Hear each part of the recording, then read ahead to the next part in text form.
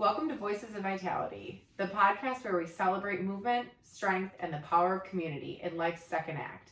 I'm Jenna, a doctor of physical therapy and a certified health coach. And I'm Helen, an occupational therapist and certified dementia specialist. Between the two of us, we have more than 25 years of experience helping people stay active, independent, and engaged in the things that they love. We've seen firsthand how small changes can make a huge difference in your health, mobility, and overall well-being.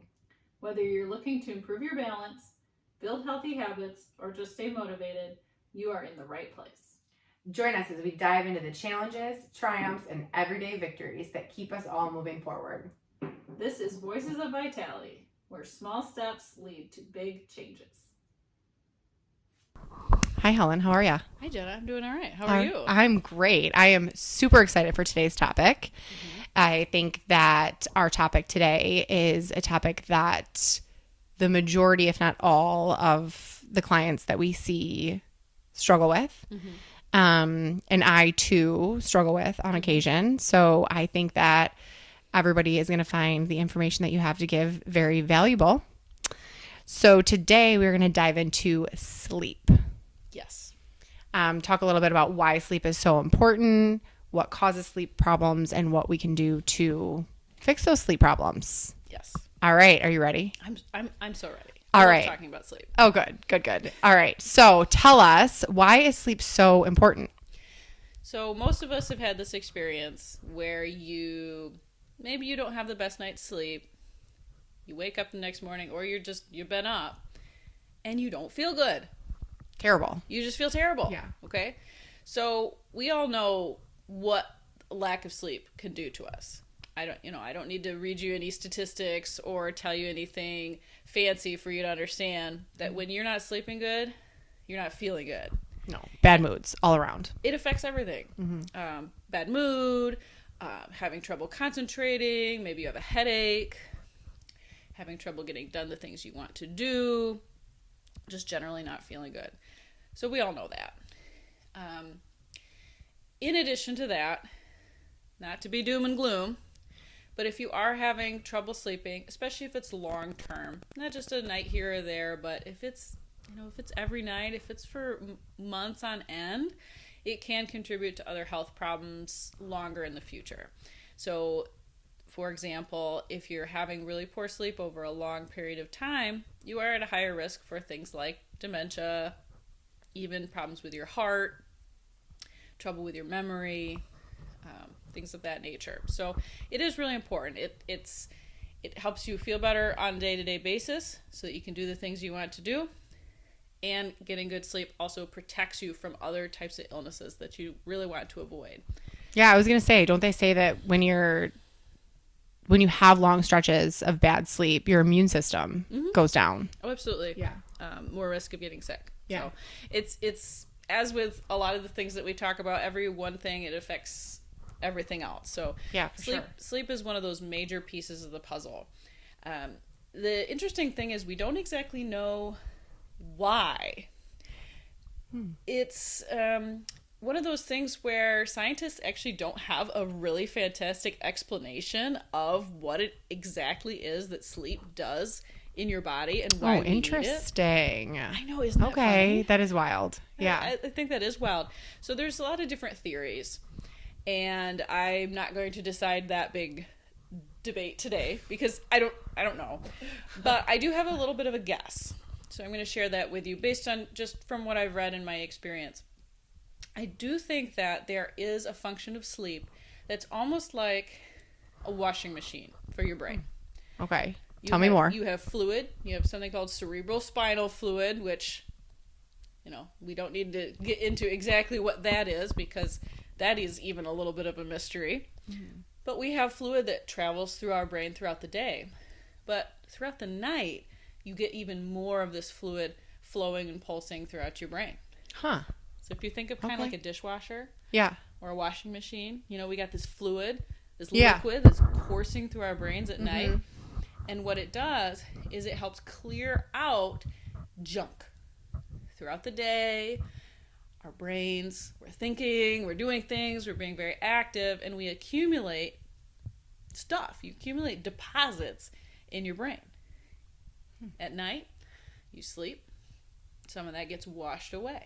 Oh, okay. It's Okay. Like a little cleaning. I like that. Yeah. I like that. All right. Yeah, so All you right. know you've got a nice cleaning service that Yeah. comes into your brain every night while you sleep. So you like can that. Yeah, you can imagine why you don't feel so good Right. when you're all cluttered up. Right. Right. So that's how I think about it. Yeah.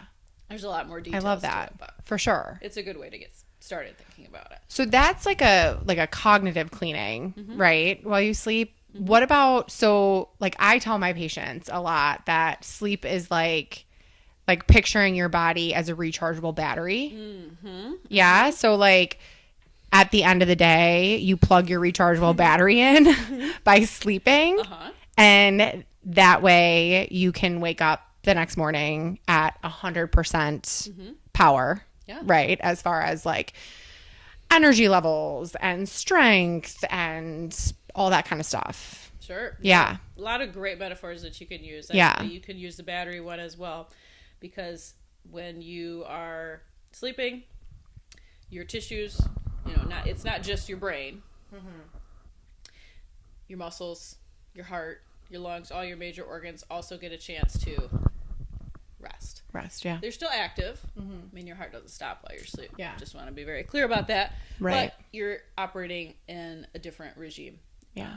And especially too, like in the instances of individuals that are like sick or fighting off something, any of the like more non-vital organs kind of also go on autopilot almost, right? They're not working in like a higher gear so that the parts of your body that are needed to help, cure what ails you, for lack of better explanation, they're able to work a little bit harder, right? So like when you're sleeping, your stomach is on autopilot so that your immune system can go to work. Yeah. So it's so much more than just laying in bed for 8 hours and kind of, wasting time. It's right. not a waste of time. It is an active process that important. your body needs. Absolutely. So what would you say are some of the things that cause problems with sleep?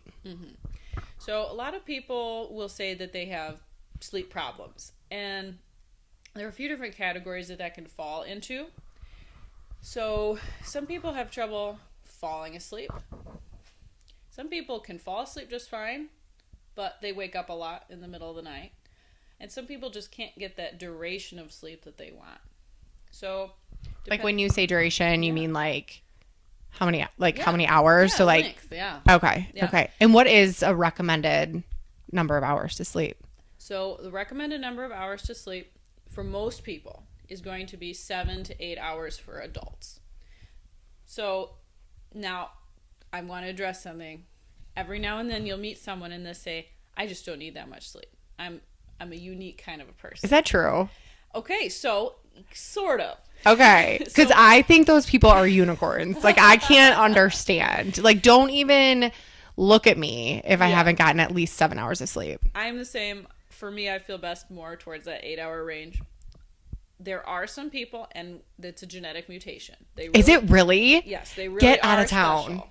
Yep. Wow. Yes. I wish my mom had signed me up for that genetic mutation because I would be so much more productive. So if you come from a family of people who just really don't seem to need that much sleep, there are some people who do need less, but it's not a whole lot less. Okay. We're not talking like 4 hours here. Yeah. Maybe 30 to 60 minutes less than the average person. So maybe you'll meet someone who does pretty well on 6.5 hours of sleep. Okay. It's rare. Okay. But it does You're not happen. seeing people like thrive off of 3 or 4 hours of sleep. No, that would Okay. be if that's you, you're very special. You're very special. But most people are going to need, on average, about 7 to 8 hours of actual sleep. Okay. Not just laying in bed, but being asleep. Yeah. So if you have worries about that and you're really not sure how much sleep you're getting, we got lots of nice technology now. If you are a type of person who likes to wear a Fitbit or an Apple Watch or an Oura Ring or anything like that, that can help you keep track of that number of hours of sleep that you're getting every night, just so you're not guessing. Yeah.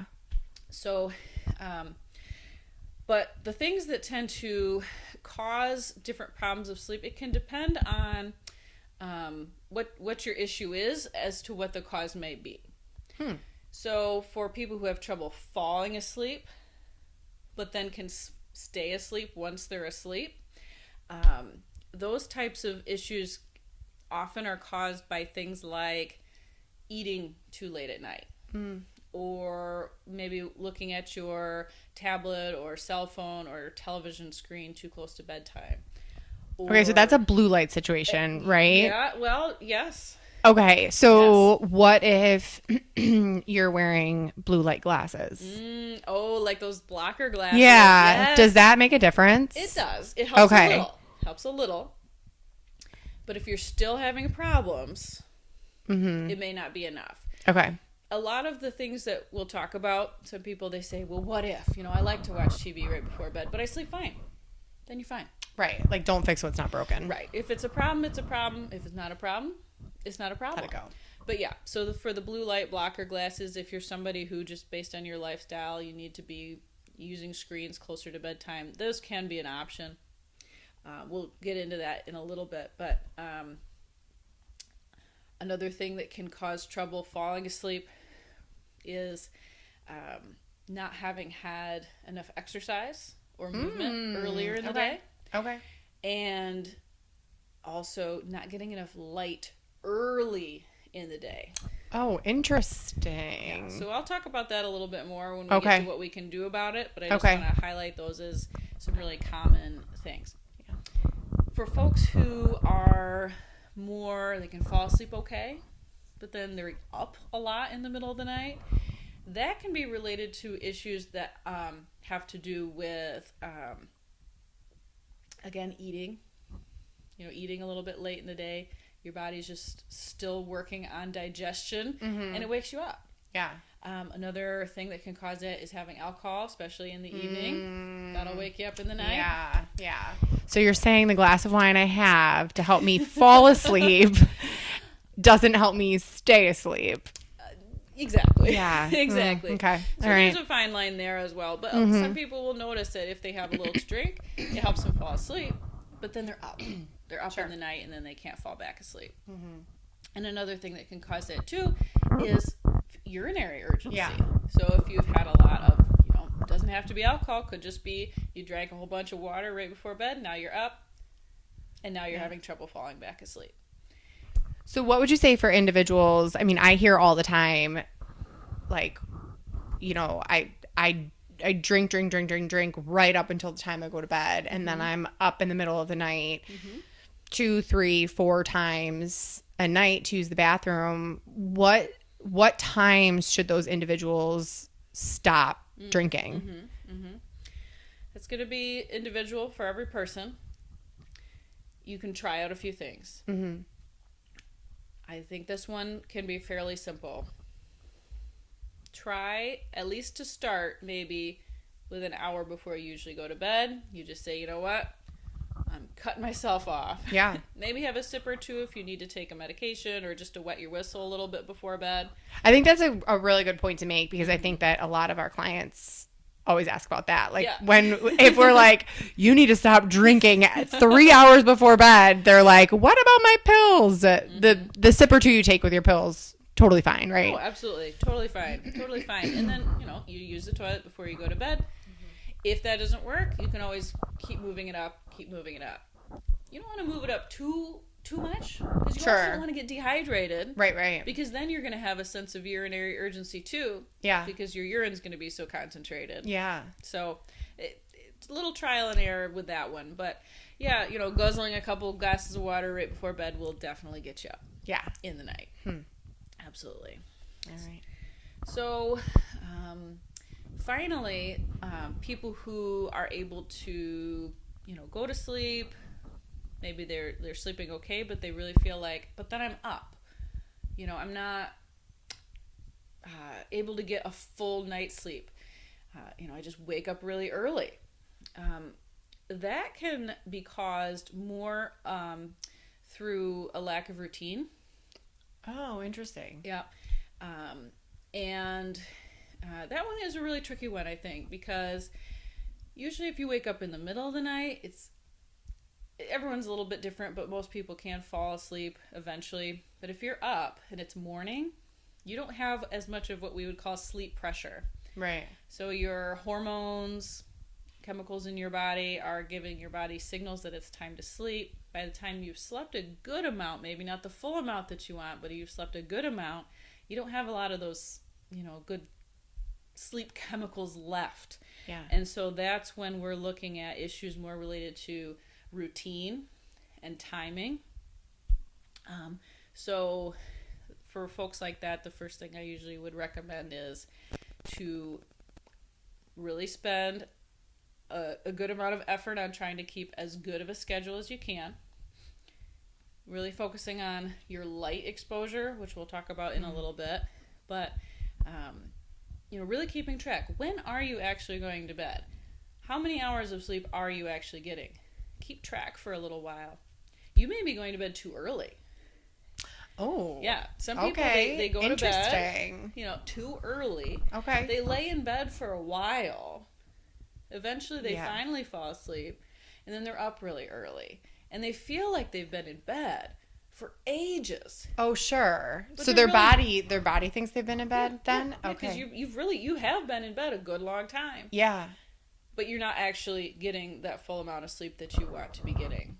Interesting. So that can get a little bit tricky, but that is another kind of insomnia that people can have. So for those individuals that are getting up, I would say, depending on, let's say you're someone who wakes up who needs to wake up at 6 a.m., right? Mm-hmm. So that timing you're saying of like waking up earlier than you should be would be like, let's say someone wakes up at 4 a.m. Mm-hmm. Do you recommend that person get up and start their day right away? Or do you recommend that they try and stay in bed and like meditate their way back to sleep or whatever? If that works for you. Yeah. That actually is a good strategy. Some people do, they wake up and they have some meditations that they do and it helps them fall back asleep. And I think that's a great idea. Yeah. But if you really are getting up way earlier than you meant to,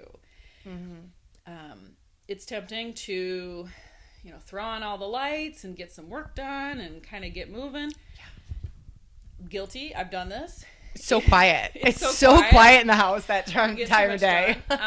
But unfortunately, then that will reinforce that habit. So ideal would be to just do something, quite frankly, pretty dark and boring. Okay. Low light. Yeah. Read a book. Yeah. Listen to some, not too exciting music. You don't want it to be fun. Yeah.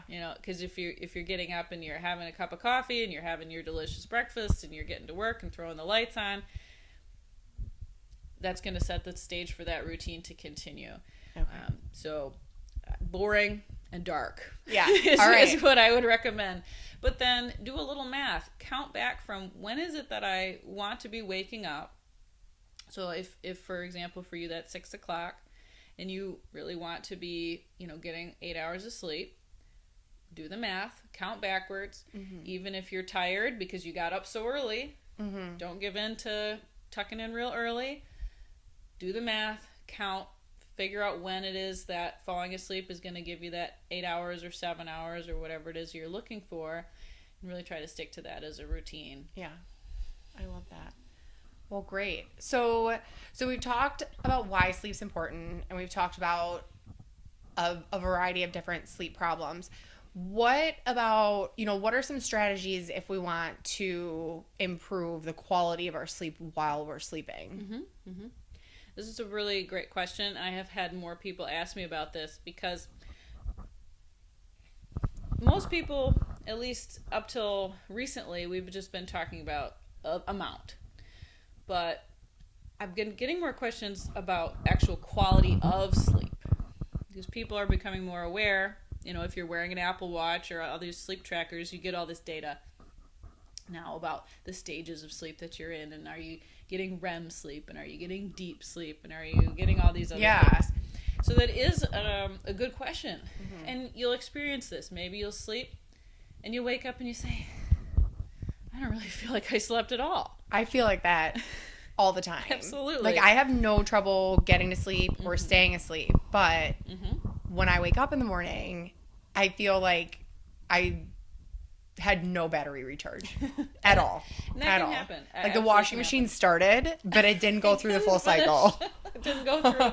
Yeah, It stalled out. That's funny. I'm like, I'm going to stick with this washing machine analogy, I think. Yeah, so there are definitely things that you can do to affect the sleep quality as well. And so the big thing with sleep quality is going to be, well, there's going to be a lot of things. It can be a little bit of a whack-a-mole. So if you are having an issue with this, I would say try one thing at a time. And I'm gonna kind of go through the gamut, and we'll just touch on a few different things. But before people start feeling overwhelmed, I just want to say you don't have to do every single one of these things perfectly to have good sleep. Okay. You could spend all day prioritizing, all of these factors, and then you'll be too stressed to fall asleep at night. Right. Or have like high expectations. Exactly. Right? Like, okay, I did these 10 things throughout the day. I am going to sleep like a champ tonight. Mm-hmm. And then you lay down and like pressure's on. Yes. No, pressure is on. And then you end up just like staring at the ceiling all night. No pressure. This is no pressure. That's the opposite of what you want. Yes. So I would say pick and choose. You'll know. I mean, there'll maybe be something you'll say, yeah, that's me, or I can tell that influences me. So I say try different things. Try one thing at a time. It might just be one thing that you can do that makes all the difference for you. None of us are perfect. Some people can, watch TV right up until they fall asleep, and they're fine. They sleep great. Other people, they can't do that. Yeah. So you'll find out.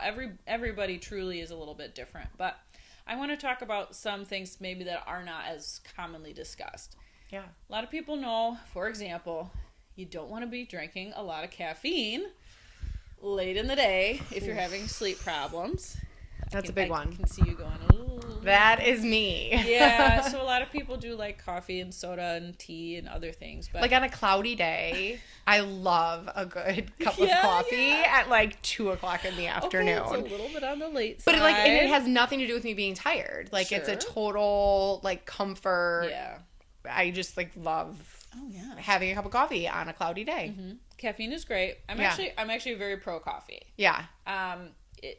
The research on coffee is great. Yeah. And it's I'm not going to come out and say go drink a lot of coffee. Right.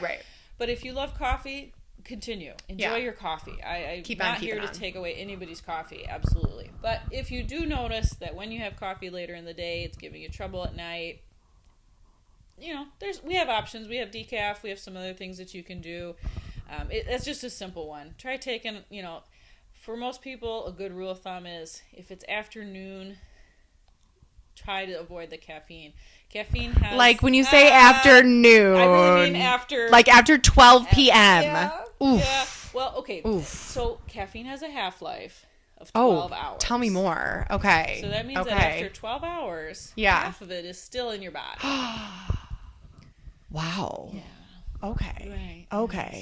So, even your 8 a.m. coffee, it's still going strong at 8 p.m. Well, it's going half strong. Half strong. Yeah. Yeah. I mean, wow. Yeah. Woof. I know.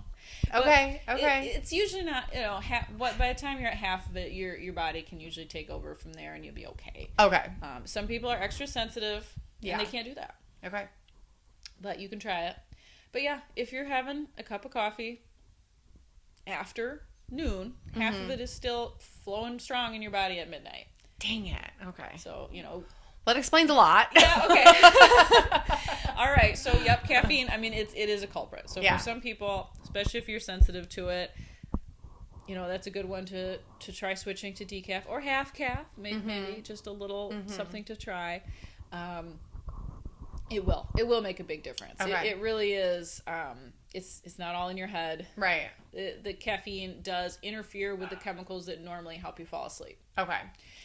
And that's why it works. And I will legit say, like, I cannot tell the difference between regular or decaf. Like, you could put decaf in front of me and I would have no idea. Yeah. Well, great. Then it's easy. All right. So Done. There. Simple. Done. Simple. All right. Okay. So people know about caffeine. I think that's the big one that when I say, how are you going to improve your sleep?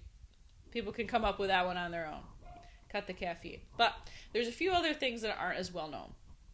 So one that I think is a really big one that we don't talk about a lot is light.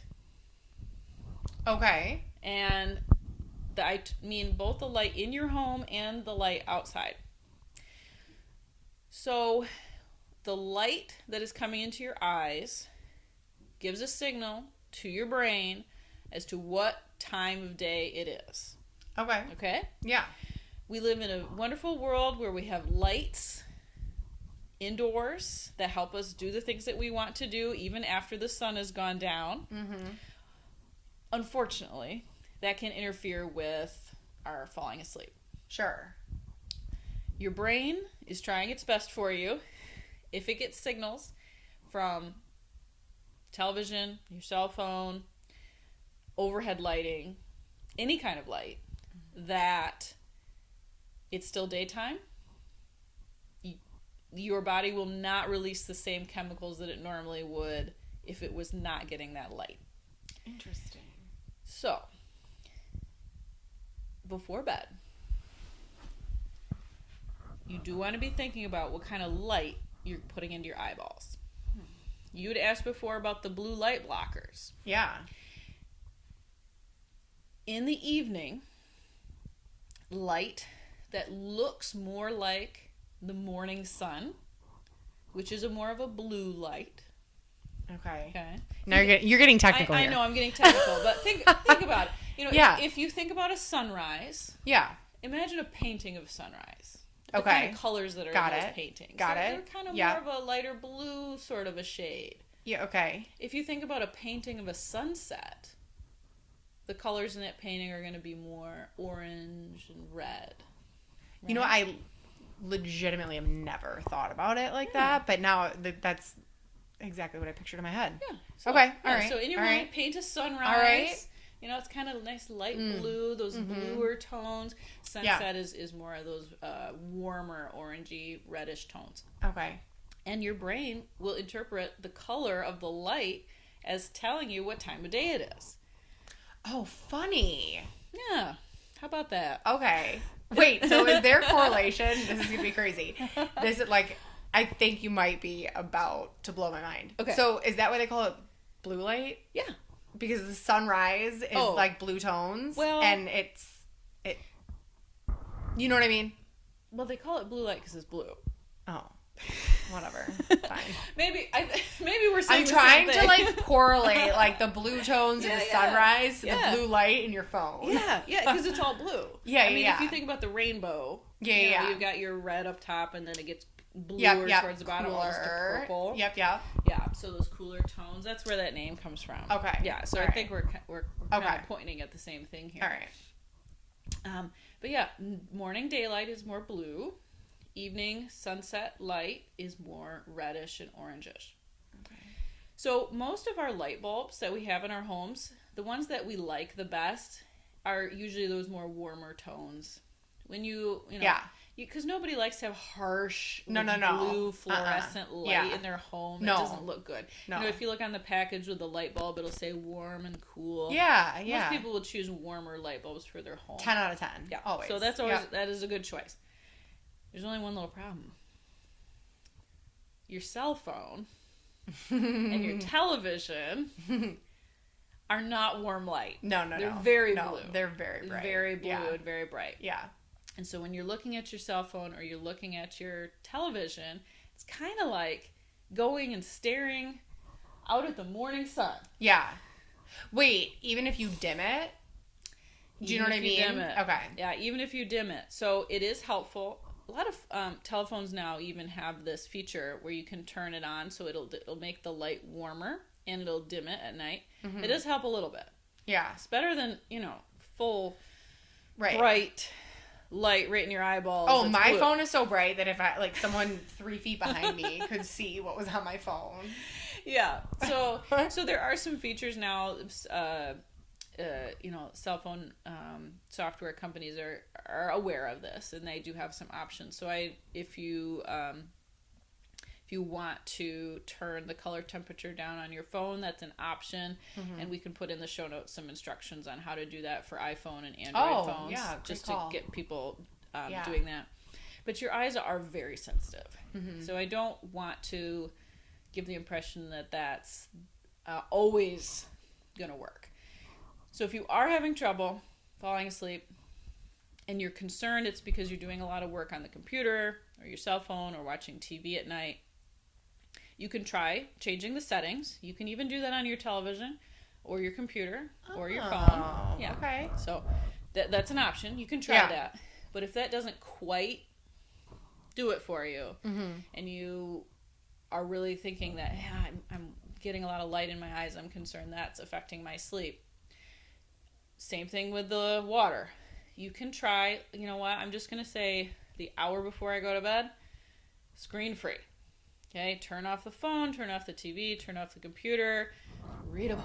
Yeah. Yeah. Get a magazine. Yeah. Whatever. Old school. You know. Wait a second. Yes. What about Kindles? Yeah, really good question. Kindles are great. Okay. Yeah, if you like reading and if you have one of those Kindles that are not a, don't have a backlight, it's that black on white. Yes. Yeah. E-ink is what it's called. Oh, interesting. Great choice. Okay. Just as good as a book. Okay. So if you like to read, you can try that. I've even seen you can buy a cell phone now with that e-ink. Really? Like an iPhone? Huh. So, like for just like a Kindle type app, or like the whole phone is the e-ink? E-ink? E-ink, just like Interesting. a Kindle. Okay. So people are getting more aware of these types of things. So there's demand for, people who need to do work.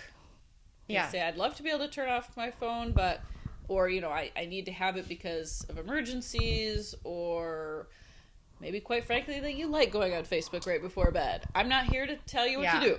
Yeah. So, but there's a growing awareness that people are trying to limit that light right before bed. So keep your eye open for things like that. So I've talked a lot about light right before bed. It also matters what you're doing in the morning. Now, this is what really surprised me. The research on this is pretty good. When you are getting up in the morning, for at least, up until about noontime, if you can get outside and get that light from the sun into your eyes for at least about 10 minutes before noon, you'll actually fall asleep better at night.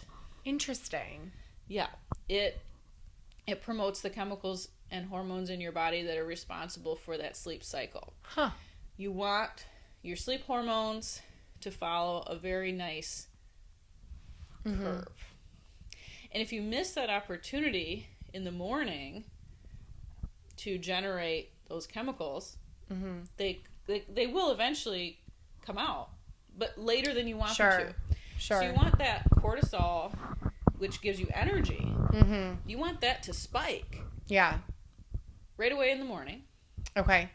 So that over the day it has a chance to fall. And then you can have the more sleepy hormones start to rise when you want them to. Okay.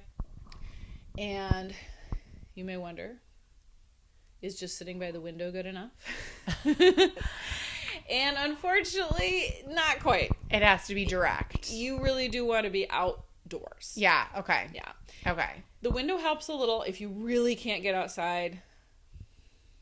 So be it. Okay. I mean, we live in Michigan. I was going to say, so like not to get too granular, but we go up here in Michigan, we go months. Yeah. Or maybe not months, but like definitely weeks without seeing the sun. So this is I do have good news about that. Yeah. Even through the clouds, you're still going to get that light. Okay. In the same way that it's not as dark as nighttime when it's cloudy. Sure, right. Thank goodness. Yeah. It's certainly not like blazing sun. Yeah. But even through clouds, you're getting that signal. Okay. So even if it's cloudy, take the dog for a walk, go sit on the front porch. If it's super cold, go for a nice brisk walk. Yeah. Whatever you need to do. Try to get outside for at least 10 minutes in the morning, sometime before noon. Helps you sleep better at night. Okay. All right. hot take. Yes. Real quick. Yes. All right. You mentioned cortisol and then some sleep hormones and all that. What is your view on supplemental melatonin? Yeah. So for some people, it works really well. And it's a relatively well tolerated. So if you would like to try a supplement and it's fine with your doctor, melatonin can be a first choice.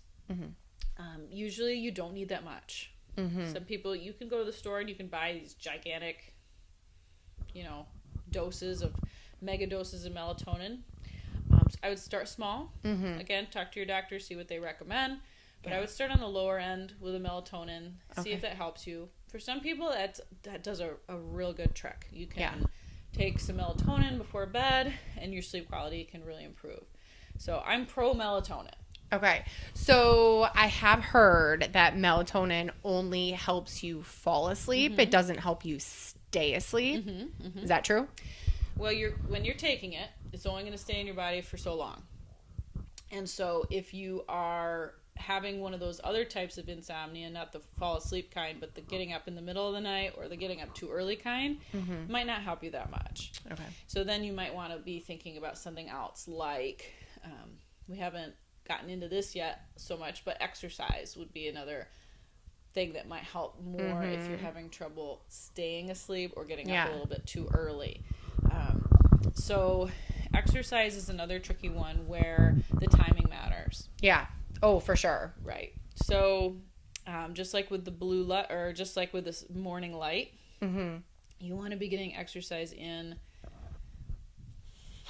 I would say I would not exercise within, if I could help it, 4 hours before bed. I would agree.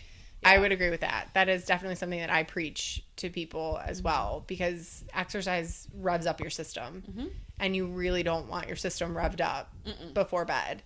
Not to mention, if you're exercising, let's say you're doing resistance training and then you go lay down for 8 hours, like your muscles aren't having the opportunity to flush out all of the lactic acid they just built up when you were lifting weights, so I would agree on the no exercise before bed. That is something I preach as well.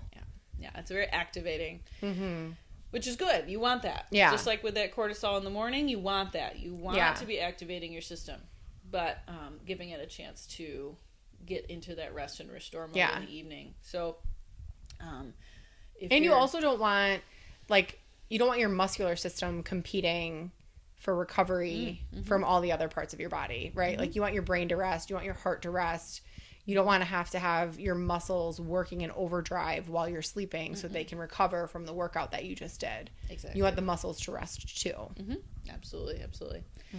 So there's a lot of different things that you can do. I mean, we covered light in the morning, making sure that you're getting some, especially outdoor light, avoiding too much bright light right before bed, not drinking a whole lot of liquid right before bed, avoiding the afternoon caffeine, getting some exercise in, a lot of different individual things that you can try. I would encourage people to try one at a time. Pick the one that maybe you have a gut feeling might be affecting you and give that a try.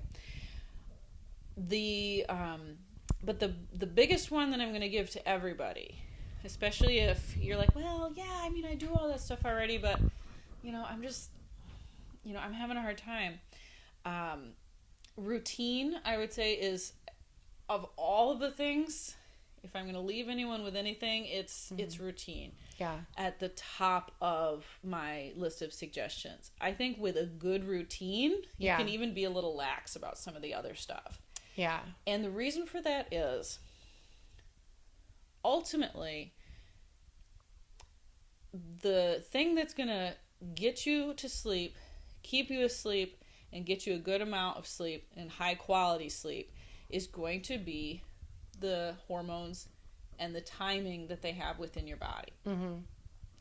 And on a day-to-day basis, you can wiggle with that a little bit and disrupt it.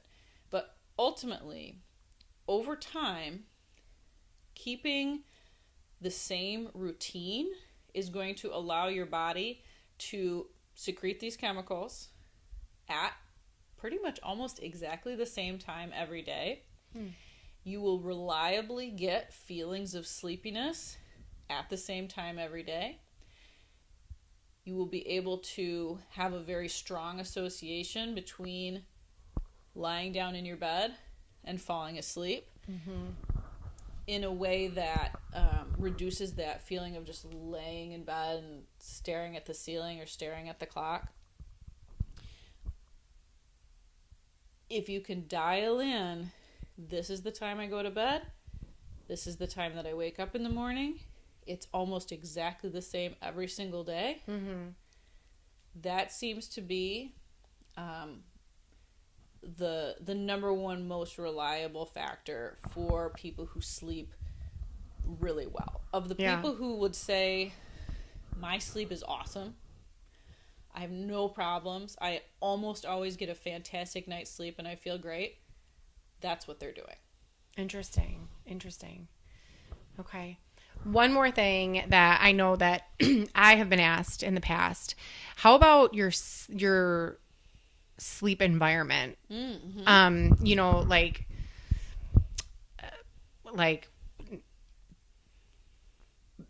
curtains closed or temperature or amount of blankets. Like, it's always so funny to me. Like, I sleep really warm, right? So like I have sweatpants and a sweatshirt and all the blankets, and my husband's like throwing the covers off of him while he's sleeping because he sleeps really warm. Is there like a sweet spot of like the way that your like bedroom should be set up to optimize your sleep? Dark, cold, and quiet. Yeah. Okay. Yeah, that's going to be the standard recommendation. A lot of people do notice differences though in if you're sharing a bed. There's usually one person whose temperature they like to be a little bit warmer or a little bit cooler. That can be a little source of friction sometimes. If you're having those kinds of things, and different amount of blankets aren't cutting it, I love these new systems that you can get right now that'll make one side of the bed warmer and one side of the bed cooler. That can be an option if you have one person who's running really hot. Yeah. But yeah, blackout curtains. Yeah. Blackout curtains. I cannot recommend blackout curtains enough, especially if you live in the city and you have street lights outside of your home. It makes a huge difference, the amount of light that's in your room. We were talking about light earlier. Light coming back into play here. If you're having lights from, a TV that's on, or even, a lot of us have electronics that have these little blue lights all over the place. You really don't want that stuff staring at you while you're sleeping because it does enter into your eyeball. Yeah. So I love a blackout curtain.